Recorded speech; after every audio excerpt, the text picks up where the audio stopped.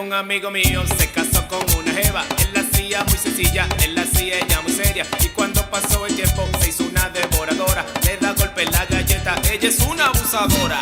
Abusadora, abusadora, abusadora, abusadora, abusadora, abusadora, abusadora, abusadora. Hasta las 15, hasta las 15.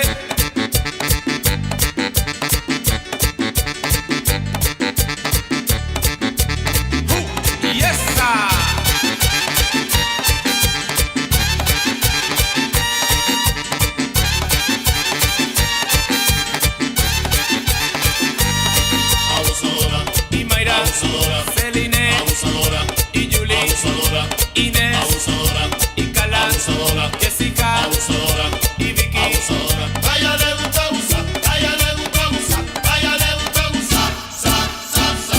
A ella le gusta abusar, a ella le gusta abusar, a ella le gusta abusar, sa, sa, sa. Ah, pues dame mambo. Mambo, mambo.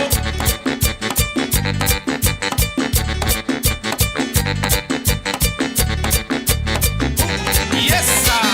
Hasta las 15.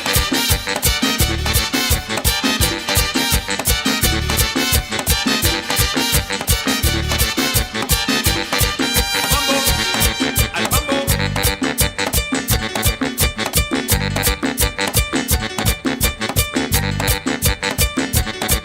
Coge ahí, fulanito.